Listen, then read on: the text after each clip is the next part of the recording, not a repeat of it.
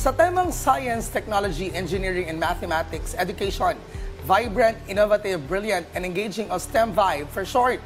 Sa pamamagitan ng temang ito ay magaganap ang isa sa inaabang event ng mga estudyante at mga nasa industriya ng Science and Technology. Yan ay ang National Youth Science, Technology, and Innovation Festival. At para mapag-usapan ang iba pang detalye sa event na ito, makakasama natin ngayong umaga ang USEC, Undersecretary Maridon Sahagun, ang Undersecretary for Scientific and Technical Services ng DOST at ang Chair ng Steering Committee ng NYSTIF. Good morning, USEC. Welcome po sa Rising Giant Pilipinas. Magandang umaga po sa ating lahat at natutuwa po kami at nagkaroon po kami ng pagkakataon ngayon upang anyayahan ang lahat na mag-attend ito sa ating first time nagaganapin na National Science, Technology, and Innovation Festival. USEC, this is Profi together with Audrey. Ano po itong National Youth Science, Technology, and Innovation Festival? Tell us more. Thank you very much. Kung kanina po ay meron tayong mga kabataang hinihikayat magkarate, ngayon naman ang ating mga kabataan ay hinihikayat namin na maging science, technology, and innovation enthusiasts or practitioners.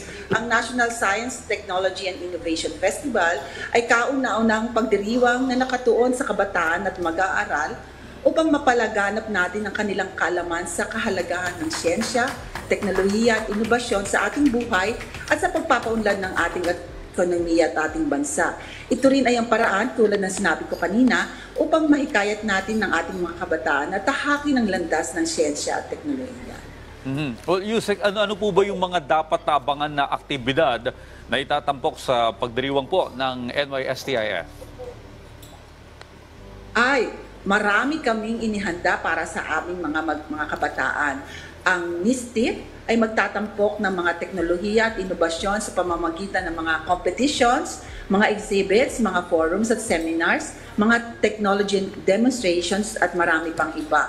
Alam mo, matutuwa ang ating mga kabataan kung pupunta sila dito kasi very immersive at ang ating mga exhibits, may mga contest kami, but at the same time, meron kasi yung mga competition na ginawa na natin sa buong bansa at ito yung parang culmination at the final round, parang Olympics type. Pero marami dito yung mga exhibits na pwede nilang puntahan na matututunan nila ang science, technology, and innovation at matutuwa sila sa mga exhibits na ito. Alright, maliban po sa mga hensya, gaya ng DOST, ano mga institusyon at organizations po ang kabahagi nitong NISTIF? Go ahead, Yusek. So, katulad ng sinabi mo, ang NISTIF ay lalakukan ng mga ahensya ng DOST, katulad ng Science Education Institute, yung mga nagbibigay ng scholarships, ang aming Pag-asa at PBOX, ang Advanced Science and Technology Institute, at marami pang iba. Pero itong bawat ahensyang ito ay may mga partner agencies kung paano nila ginaganap ang mga events na to. So marami po kaming partners dito, katulad ng mga state universities and colleges, ang aming mga Department of Education at saka private sector na tumutulong upang maihatid ang kauna-unahang misyon. Okay, Yusek, sino po ba yung maring lumahok at dumalo sa pagdiriwang? Ito po ba open para sa lahat ng estudyante? Ay, opo, open po to sa lahat ng estudyante, pati mga magulang, pati tayo.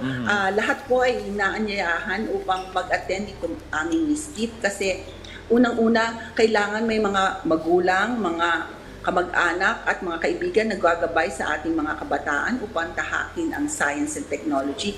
So pati sila, gusto namin hikayatin para maging inspirasyon din at magturo din sa ating mga kabataan upang maging science and technology enthusiast. Ayan, through word of mouth, marami siyempre ang mga maiengganyo ng mga estudyante. Siyempre, may pag-usap sila sa mga kapwa estudyante na. Pero para po doon sa mga gustong lumahok dito, paano po sila makakapag-contact sa inyo? Saan po ba maaaring makipag-ugnayan ng publiko upang makalahok po dito sa NISTIF? Maraming salamat sa mga interesadong pumunta sa NISTIF ay maaaring bisitahin ang aming NISTIF Facebook page para sa karagdagang impormasyon. Unang-una pala po, ito ay po yung mangyayari na sa Wednesday. Sa Miyerkules na po ito, October 25 to 28 sa The Forum ng PICC. So lahat po, libre po ito. Ito rin ang isang importante. Libre po ito sa lahat po ng ating mga kabataan, mga magulang, mga teachers, at lahat po ng interesado sa Science, Technology, and Innovation ay inaanyayahan namin pumunta sa The Forum PICC simula po ngayong Miyerkules. Ayan, interesting yan, ano? Oo naman. Lalo na yung mga kabataan na talagang ang focus nila ngayon ay pag-aaral at gusto maraming kaalaman na matutunan about science. Ayan, Siyempre marami pa sila pwede makuha dun na pwede ma-innovate nila at marami pa mga klaseng mga investigations, projects, mga experiments at mga outputs ang pwede pang magawa in the future. Hopefully magkaroon tayong mga bagong sibol ng mga inventor, ano? Oo naman. At engineers dahil sa mga ganitong klase ng proyekto. Again, maraming salamat Yusek Maridon Sahagun mula po sa DOST. Ngayon pa lamang po ay congratulations na agad sa magiging success ng inyong event. Maraming salamat po.